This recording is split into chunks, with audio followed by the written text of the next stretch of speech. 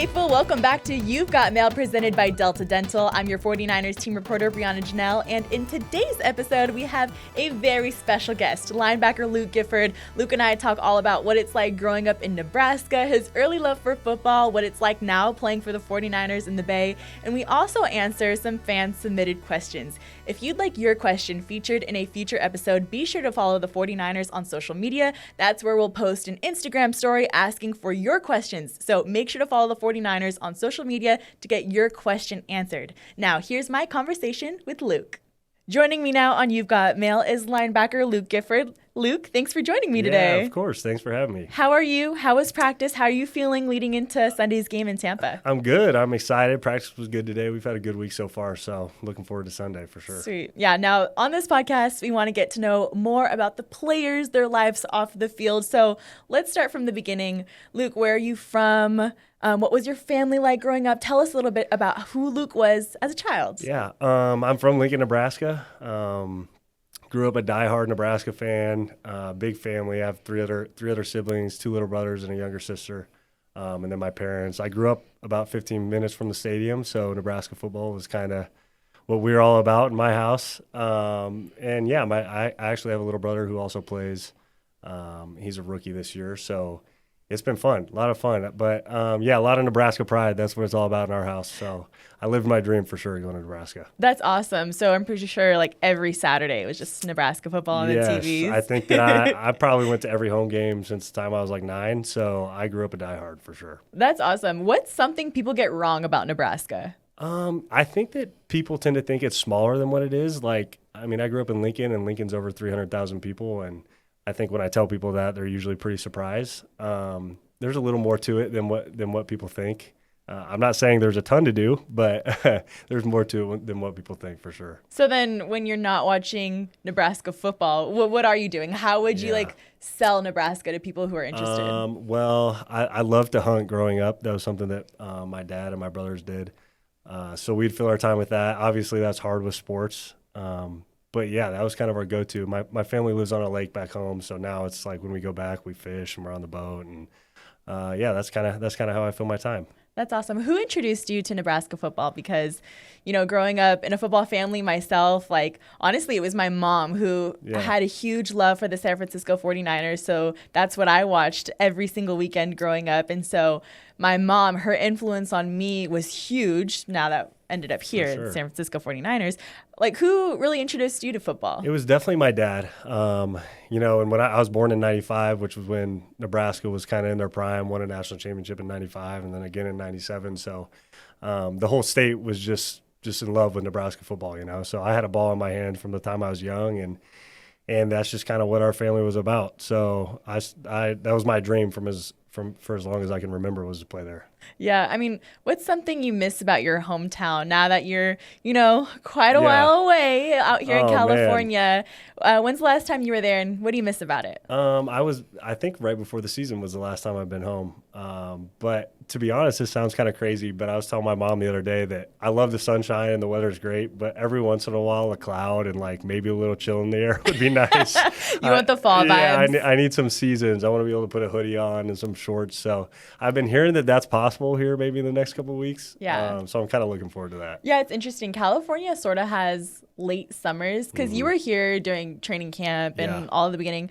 And it wasn't super hot. Like, no, not at all. I feel like training camp, you know, you try to gear up, like put your sunscreen on and everything, but it wasn't bad. Honestly, the heat starts coming in like September, October, so it's probably a little odd. But I think once we get towards like December, November, you'll start to feel that breeze that you're looking for. Good. I'm looking forward to it. Yeah. Now, you talked about how really football was just the beginning growing up and how Nebraska was your shining star as a kid. Yep. Tell me what it was like to, you know, hear from Nebraska, play college football there, get accepted into the college. Yeah. Was that like very full circle for you? No, for sure. You know, I all throughout recruitment, I never wanted to go anywhere else. And so it was hard for me to even entertain anything else. Yeah. I committed really fast when they offered me. And so then to go there and honestly, like my time at Nebraska wasn't all that great. Like from a winning standpoint, we we had 3 different head coaches while I was there and a lot of different defensive coordinators. So, like, the turnover was tough and honestly probably one of the toughest stretches in Nebraska football history. But there was so much that I learned in that time, and, like, I wouldn't trade it for anything. Being able to play at home and be in front of my family and friends, that was something that I always wanted to do, and I loved it. Like, I wouldn't take anything back at all. Yeah, when you were in high school and you were playing football, studying, making sure that you looked great for Nebraska when it was time for them to call, did any mentors, maybe coaches or teachers ever ask you, what's your plan B? It's funny because to be honest, I really never had a plan B. My dad he's an insurance guy. So I was always like, I guess if I have to, I'll go work for my dad. But like from the time that I remember in middle school, I think I was in like 6th grade. I told my health teacher that I was going to play in the NFL. And, it's cliche. Like people always have these stories about someone telling them that that's not going to happen or the chances aren't very high. But I vividly remember my health teacher telling me that nobody had ever done that from our middle school. And that the chances weren't high. And I was like, well, it's going to be me, So yeah, I really didn't have a plan B. That was always my plan A, and that was it. I love hearing those stories, how, in school, they always talk about those plan Bs and being ready for everything, especially for kids who are transitioning into college and having that roadmap set up for them. But having a plan A and sticking with it and having that determination is really, really cool. Do you feel like you were born with that, or did you look up to someone to have that sort of determination? Who inspired you? I think my dad again, yeah. and my mom too. But my dad, I think just seeing the way that he handled his business and raised our family and was a role model for all of us, I think that's, I think I got it from him. And I think too, like when you have a plan A like that and you stick to it, if it doesn't work out, I think you learn so many things along the way that plan B becomes easier. I think when you put everything you have towards something, then you build a lot of other things and character and tools. So yeah, I think that was the best way to do it. Okay, cool. Now teach me about Nebraska. I know there's some fun traditions. Like I've heard about balloons after touchdowns, or I've also heard of Valentino's pizza. Yes. Is that a tradition? That's the go-to. What are some tell me a little bit more about those things. Okay, so the balloon tradition for sure, that's a cool one that we have. The tunnel walk, I don't know if you know much about that. I think we have one of the coolest entrances in college football. What is it like for those who haven't seen it? They've been playing the same song forever. I don't even know the name of it. This is terrible of me. I should know it. But they get the chance going before kickoff, and they do Husker Power. So one side of the stadium says Husker, the other says Power, and it's just rocking. So it's a pretty cool experience. So you got that, and then you also have Runza. I don't know if you've heard of Runza's. No. So Runza is like Nebraska's fast food chain that everybody loves. It's kind of like Runza's itself are like it's a doughy bread with meat and cabbage, like hamburger meat and cabbage and cheese, and there's a bunch of different kinds of them. Is it a sandwich? What is it? It's not a sandwich. This is a big debate. Like this is an ongoing thing. I don't even really know how to explain it to you. I'm entering like really sticky territory. Yeah, this could get interesting. But yeah, so I honestly am not a huge. This is sacrilegious in Nebraska. I'm not a huge Runza fan. I love the burgers, and I'll have a Runza every once in a while. But that's kind of between Valentino's and Runza's. That's our kind of claim to fame in Nebraska. With our what makes Valentino's so special? It's just really good pizza. Yeah, it's really good pizza, and I think that it's been served at the stadium forever, so it's kind of iconic to me. When I went to a Nebraska game, I'd always have either a Runza or I'd have a slice of hamburger pizza. So. Yeah, I think that's what everybody thinks of when they think Nebraska football and the food. That's it. Okay, nice. Another tradition I learned about is being a black shirt or a black jersey player. Yep. You were a black shirt, right? I was, yes. Tell me more about that. What makes a player a black shirt player at Nebraska? Yeah, so the tradition started, I'm not sure the exact year that it started, but basically all the starters on defense earn a black shirt. And it just signifies the starters. And I think that, when you think of Nebraska, you think about all the great defenses they had in their prime. And so it meant a lot for me. Like growing up, all I ever wanted to do was have a black shirt. Like the first time I had a black shirt in my jersey, I think I shed some tears, So it's like, it's just something that's really near and dear to Nebraska. And there were a few years where the defense was a little tough, to be honest with you. But the last few years, that tradition has really started to come back. And it's something that is really important to Nebraska fans. Yeah, I was watching a lot of your content all the way from Nebraska through your NFL journey up until now. Yeah.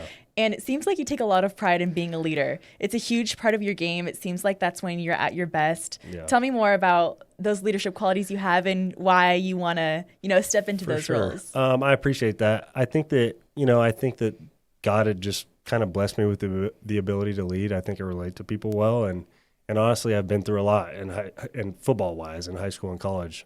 So I think I've just learned a lot, and I try to be a servant leader, and I think that those are usually the best kinds of leaders. And when you care about others more than you care about yourself, I think that's the most important thing. Yeah, now you're stepping into a San Francisco special teams unit defense where, you're a veteran player and there's a lot of young guys. How have you been able to flex your leadership skills here in the Bay? For sure. It's been a process. I think anytime you're new to a team, first you got to prove yourself. Yeah. And that's something I learned about the NFL right away. Like after I left Dallas, it was, it's all about what you're doing for the team now, not about what you've done in the past. So just proving myself again and earning the guys' trust, I think, is the biggest thing. And now I kind of feel like, we're at a point in the season where that's starting to happen, and I can be a little bit more vocal. And we got a really good relationship, whether it's with the linebackers, the defense, or the special teams unit. Everything comes from a place of love and caring about each other. So people are pretty receptive to that kind of stuff, for sure. Yeah, that's sweet. And while we're talking about the Niners locker room, you have a Nebraska teammate in there with you, with Adrian Martinez. What's it like, reuniting with him and connecting with him? Yeah, it's awesome. Adrian was my quarterback my senior year, and he's my guy. I love him. He's a great player. When I found out he was coming, I was pumped. He sent me a message right away. So it's been really cool to reunite and be with him again. Yeah, it was so funny. As I was talking about, I was like watching all the content. I knew you were coming into the podcast studio. So I was like, all right, let me learn up on Luke. Yeah. Let me get some insider information. But you actually had a podcast episode with him like about 3 years ago or something. Mm-hmm. Did you guys ever like talk about that? Yeah, we have a little bit. It's crazy to think about how different our lives were at that time, to where we are now. So it's pretty cool. I was like, it's funny because Adrian started the podcast, and I was like, he better ask me to be on this podcast. And sure enough, he did, So it was pretty cool. It was a fun experience. Do you guys think you'd ever get back into the podcast game, or it's like in football season, honestly, it's hard to think about anything else? I've thought about it. I think it's a good skill to have, to be able to talk and have conversation like that. So I think it'd be something that would push me, and I'm not saying I'm going to turn into some big podcaster at all, but I've thought about it for sure. I think it'd be fun. Maybe we should have got Adrian in here with us so we could chit chat. Yeah. We need Adrian in here. That'd be awesome. What's it like just having him with you here in the Bay Area? Do you guys ever like link up to, I don't know, go grab dinner or hang out?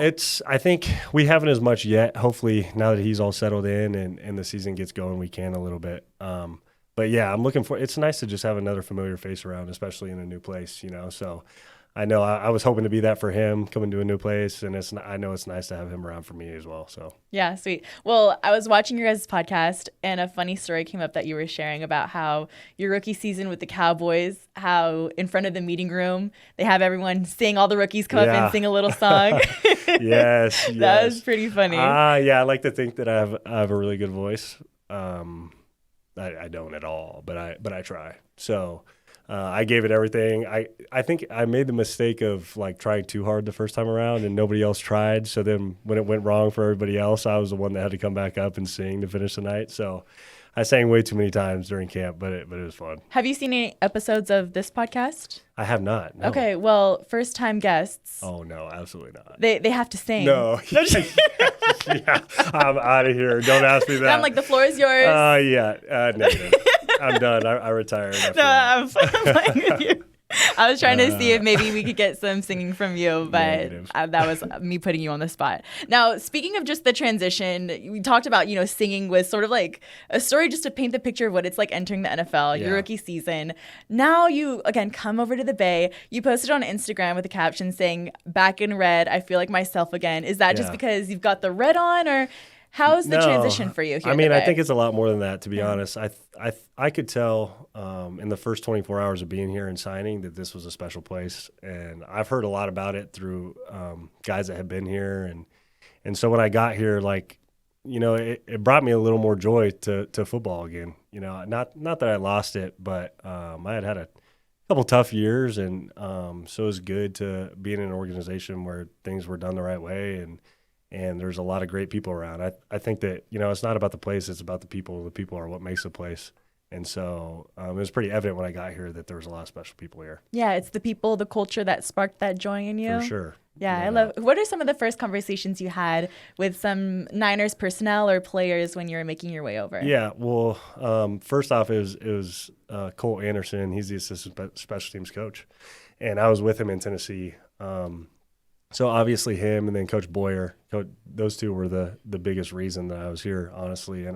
And Colt had always told me how great of a coach Coach Boyer was. So to be able to meet with him and talk to him, and he's just a great guy, And I knew that it would be a great fit. And then obviously Johnny and Coach Sala and Kyle. It just, it took like 10 minutes to sit down and talk to everybody to know how great this place was. And I was pumped about it right away. All right, now we're going to transition into a fun segment called First and Favorites. I'm going to name off a couple questions to you. We'll talk through your favorites. So first one, your first jersey you've ever owned. I think I had a Priest Holmes jersey. I was kind of a Chiefs fan when I was younger, so Priest Holmes I think was my first jersey. Okay, pretty cool. And then now transitioning over to your favorite. We're talking Niners jerseys. So out of the away classic and the whites, the home classic and the reds, the throwback jerseys, or the brand new rivalries jersey, which one is your favorite so far? I want to say the rivalries, but we haven't worn them yet. So I like the all white throwbacks we wore at home a couple weeks ago. Those were probably my favorites so far. I think those are also my top two favorites. Very good favorites. All right, do you have your phone on you? I do. Amazing. All right. What is the first photo in your camera roll? Okay, let's see. Here. Let's see. This is the last like actual photo that's saved.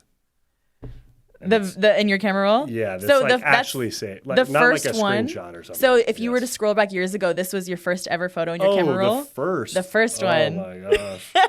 Let's see if there's like any gems in there. Oh, this is cute. This is me and my best friend from back home. Stop, that's adorable. Here, wait, show the camera. It's my good friend Nick. Me and Nick. Tell me more about this photo. Do you remember it being taken? I like to say I do. Our house is backed up to each other, and our parents were really good friends, and we grew up together, so we spent time together all the time. But yeah, we had our little hustle. It was probably a Saturday, so we were probably watching football on the TV. But yeah, I love seeing the Nebraska on you guys. Oh yeah. And then your favorite photo. Do you have a favorite? Favorite photo. Let me see if I can find one really quick. I would say probably a family picture. Aw, sweet. Here, I'll go to my Instagram and find one real quick. I'll just do this one. This is me and all my siblings. Oh, nice. Okay, so left to right, who's who? The left is Isaac, then me and my sister Elizabeth, and then Nathaniel. Sweet. It looks like a wedding. You guys look nice. It was a wedding. We were all dressed up. We don't get dressed up like that very often. Yeah, you guys look sharp. I love it. All right, now, the first athlete that you just loved watching growing up. Oh, this one. So actually, my cousin Ty, he played football at New Mexico State, and like a lot of my football memories from when I was younger were going to his games. So I would say that he's probably one of the bigger athlete influences that I've had in my life for sure. Yeah, and now you are an amazing athlete yourself. You're an elite NFL player. Who's your favorite athlete? It could be across sports. It could be anyone. It could be a GOAT. Yeah. Favorite athlete now? I think I'd probably say LeBron. LeBron's always been my guy. Just being able to see him go from high school and continue his greatness all throughout his career is pretty cool to see. Yeah. So I'd say he's the one for sure. Easy answer. LeBron's the GOAT. Yep. First ever concert you attended? Oh gosh, first ever concert. That's tough. I don't know if this is the first, but Chance the Rapper when I was maybe in like high school. So, okay. He was really trending during like that high school area. Yeah, he did have a run. So he might not be the first, but he's definitely one of them for sure. Nice. And now, what's a concert you would love to go to? Now, it could be any artist of any time. You know what? I've been to Morgan Wallen a few times, but every time I go, I have a great time. So I'd probably say Morgan. I go anytime. That's fun. Did you see him here at Yeah, Levi's? I did. Yeah, he's great. It seems like awesome. probably a lot of team went over to Morgan Wallen. Oh, yeah, we were all in there. Now, we're going to wrap it up with some fan questions we posted to our Instagram, asking fans, hey, if you have any questions for Luke, drop them down below, and we've got them here now. First question from the fans. It's a pressing one. Okay. Does Giff eat Pop-Tarts warm or cold? Oh, cold, I guess. Okay, yeah, cold, just straight out the wrapper? Yeah, straight out of the wrapper. What's your favorite Pop-Tart? Blueberry, probably. I don't know if that's crazy. It's been a while since I've had one, to be honest. Same, but it sounds good. Yeah, I'd eat one now. The biggest difference from college to the NFL that no one talks about? I think the mental aspect of it, just like the playbook and stuff. I don't know how. I mean, offense is probably a little different, but defensively, the scheme is just so much more complex. And I think understanding the offense becomes a lot more important when you have this good of players, So I would say the mental part of it for sure. Yeah, playing professional football, it takes like mind, body, spirit, the whole nine. Yep. Yeah. All right, next question. How did you know that football was your passion? You obviously were a huge fan growing up, but when did it click that you were going to be doing this? To be honest with you, when I was probably like a sophomore in high school, I always played basketball and baseball too, and loved both of them, and thought that there was a time where I wanted to play basketball. I quickly realized that wasn't going to be my sport, but I'd say my sophomore year was kind of when I decided that football was my ticket, So sophomore year of high school, I'd say. It was planned and you stuck with it. I love it. How does it feel playing for the 49ers? We're a couple games in now. How are you feeling? It's awesome. It's such a cool experience, especially we started 2 games on the road. So to come home, that first home game was pretty cool. And I'm just pumped about where we're at and where we're heading. So it's been a lot of fun. Amazing. Final question from the faithful. It's a good one. How do you balance football and life outside the game? Yeah, that is a good question. I think it's important too. I think being able to go home and decompress a little bit is big. Honestly, since I've moved out here and I'm away from everybody, all my friends and family, I spend a lot of my time when I go home just calling people and checking up on them. So that's kind of something that for me is helps me kind of take my mind to a different place and talk to the people I care about. I think that's probably the biggest thing for me right now. Amazing. Well, Luke, that's it from the Faithful and I. Thank you so much for joining us on the podcast today. Of course. Thanks for having me. All right, Faithful, that will do it for today's episode. Don't forget to subscribe to You've Got Mail presented by Delta Dental on YouTube, SiriusXM, and all your favorite podcast platforms. We'll see you next time, and go Niners.